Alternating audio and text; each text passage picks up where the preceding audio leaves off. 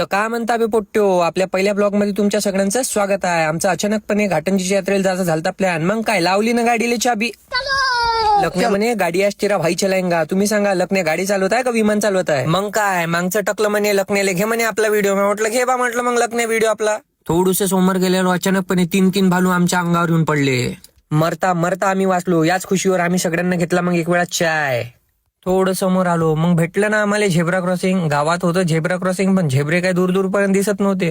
आता आलं गाव मुरली, पण मुरलीला पण आमची खरंच जिरली. लगतच्या परिसरात पूर्ण हरणाचा झुंड रस्त्यानं फिरत होता. पोचला ना मग भाई तुमचा भाऊ पण घाटंजीले. बा लखन्या म्हणे हे झाड मग आप्पाजीनंच लावलं म्हणे, म्हणून मग आप्पाजीचा हात आहे म्हणे इथं. टकलं म्हणे मले लागली भूक. असे समोसे झमकवले टकल्यानं की काय सांगू तुम्हाला. मग डायरेक्ट पोहोचलो ना भाऊ यात्रेत पाहतो तो झुलाच चालू नव्हता. मग काय करावं, इकडे तिकडे फिरलो. टकलं बसलं खेळण्यासोबत खेळत. मग काय गेलो ना मोठ्या पायण्याकडं. तेवढ्यात आले हे दोन बहिणी. लाडक्या बहिणीचे पैसे अजून आमच्यापर्यंत पोहोचले नाही म्हणे. या ताई म्हणे मी तुमच्याकडे आता पाहतो म्हणे, तुम्ही मला व्हिडिओत घ्या म्हणे. मग घेतलं ना ताईले व्हिडिओत. टकलं म्हणे मला हतोड्यातच बसायचं आहे म्हणे. मग काय बसवलं ना टकल्याला हतोड्यात. थांबा टकलं आलं.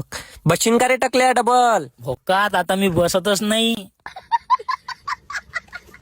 अशा एका दिवसानं आम्ही पूर्ण घाटंजी गाजवून टाकली. चला आता येतो मग.